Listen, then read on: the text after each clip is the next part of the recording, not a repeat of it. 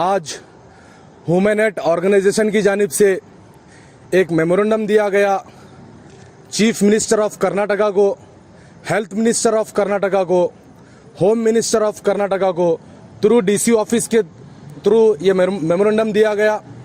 इसमें हमने डिमांड की कि कल जो जिम्स हॉस्पिटल है गवर्नमेंट हॉस्पिटल, वहाँ पर एक बच्ची का रेप करने की कोशिश की जाती है, उसके खिलाफ ये मेमोरेंडम दिया गया है। इसमें हमने डिमांड की है कि उस जो बच्ची को जो जिसके साथ ये दुष्कर्म करने की कोशिश की गई, उनको 10 लाख रुपए कंपनसेशन देने का हमारा डिमांड है। और ये इतने बुरे हालात हैं जिम्स हॉस्पिटल के, अगर मैं पूरे उनके हालात आज सुनाने में बैठ जाऊं तो मैं समझता हूं 3-4 घंटे लगेंगे। इतने सारे गलतियां, इतने सारे सही तरीके से ट्रीटमेंट नहीं, सही तरीके से इलाज नहीं, इतने सारे सवाल उठते हैं कल के इंसिडेंट को लेकर। क्योंकि जो आरोपी है वो एक प्राइवेट एम्बुलेंस का ड्राइवर बताया जा रहा है, जबकि ये ऐसे केसेस हमें बहुत दिन से सुनने में आ रहे थे कि डेड बॉडी के साथ ऐसा दुष्कर्म किया जा रहा है, ऐसा लेडीज को छेड़ा जा रहा है। इस पे हमने सवाल करने पे सब चुप बैठे थे। वहां पर आपने बॉम्बर्स को लगाया है, पेशेंट के कोई अटेंडर को मिलने नहीं दे रहे हैं। पेशेंट जो बुजुर्ग हैं, जो उठ नहीं सकते, जो अपने हाथों से खाना खा नहीं सकते, उनके पेशेंट के अटेंडर हाथ जोड़ के रिक्वेस्ट करने पर उन्हें अंदर नहीं जाने दिया गया। तो ये रेपिस्ट इतनी रात को, कल इतनी रात को जिम्स हॉस्पिटल के अंदर कैसे चला जाता है? इसके जिम्मेदार कौन है? और ये जब ऐसे हरकतें वहां पर होती हैं तो उस टाइम पे ड्यूटी डॉक्टर क्या कर रहा था? उस टाइम पे स्टाफ ड्यूटी नर्स क्या कर रहे थे? वो लोग वहां पे मौजूद नहीं थे। हमने हमारे हर वीडियो में बताया, हमने हर अपील की कि जिम्स हॉस्पिटल के अंदर जो सीसीटीवी कैमरे हैं उनको ऑन किया जाए। उनको जब बिठाने के बाद उन्हें ऑन क्यों नहीं किया जा रहा है? जब एक छोटा सा बिजनेस शुरू करते हैं तो वहां पे फोकस डालकर ये बात कही जाती है कि आप सीसीटीवी कैमरे बिठाएं। जब जिम्स हॉस्पिटल के अंदर कैमरे मौजूद हैं तो उन्हें क्यों ऑन नहीं किया जा रहा, उन्हें क्यों नहीं चालू किया जा रहा? इससे यह बात समझ में आती है क्योंकि आप जो अपनी ड्यूटी पूरी तरीके से सही तरीके से नहीं निभा रहे हैं, जो आपको घंटा आधे घंटे में जो विजिट करना होता है वो आप नहीं कर रहे हैं, ये आपकी चोरी पकड़ी जाएगी। इस वजह से आप वहां के कैमरे ऑन नहीं कर रहे हैं।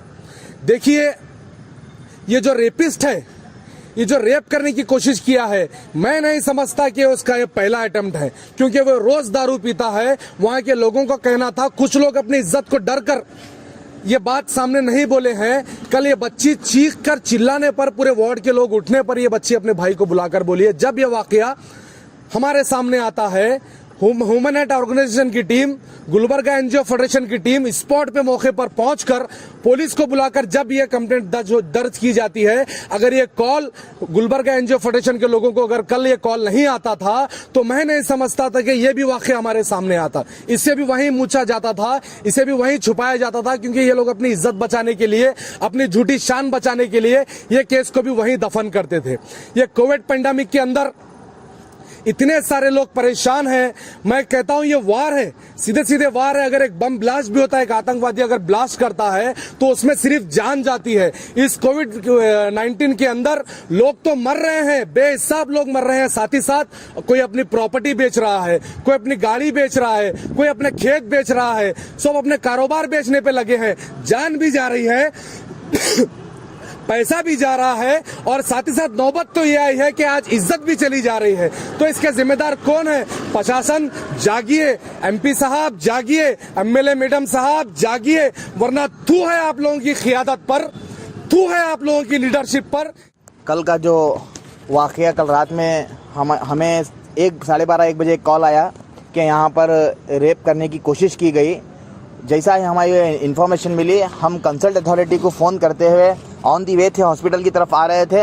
आते ही हमने ब्रह्मपुर सर्कल साहब को कॉल किया और उन्हें ये तमाम तफसीलात बताया। उसके बाद सर्कल साहब वहाँ पर आकर इन्वेस्टिगेशन करे, रिटर्न कंप्लेंट लिए। उसके बाद एक थोड़ी देर में जो रेपिस्ट, जो अटेम्प्ट टू रेप करने की कोशिश कर रहा था, वो भी अरेस्ट हुआ।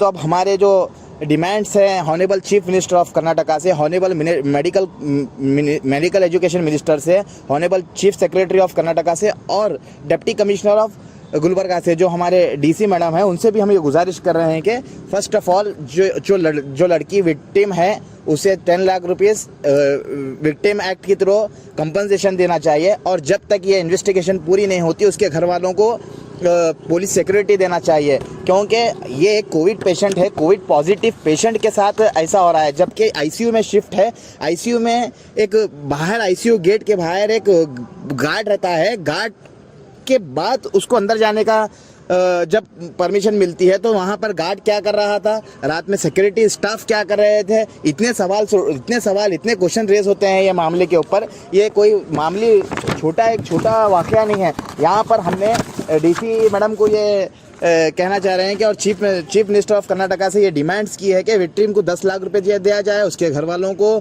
पुलिस सिक्योरिटी दी जाए, और रेस्पॉन्सिबिलिटी जो वहाँ पर थे रात में जिसकी ड्यूटी थी उनके ऊपर क्या एक्शन हुआ है, अगर एक्शन नहीं हुआ तो अभी उनके ऊपर एक्शन होना चाहिए। और तमाम जो यहाँ पर जो मामले कई दिन से चल रहे थे, क्योंकि ये सीसीटीवी कैमरा, आप सीसीटीवी कैमरा निकाले, सीसीटीवी कैमरे में ये आना चाहिए कि वहाँ पर उन कितने दिन से आ रहा था और कितने बार ऐसा किया गया। कल हमें मालूम हुआ, इससे पहले ना जाने कितने बार ऐसा हुआ है। तो ये तमाम चीज़ पे इन्वेस्टिगेशन होकर 30 डेज में चार्जशीट आना चाहिए, और फास्ट ट्रैक कोर्ट में ये मामला जल्द से जल्द रेपिस्ट को फांसी की सज़ा हो और घर वालों के इंसाफ मिले। अस्सलाम वालेकुम।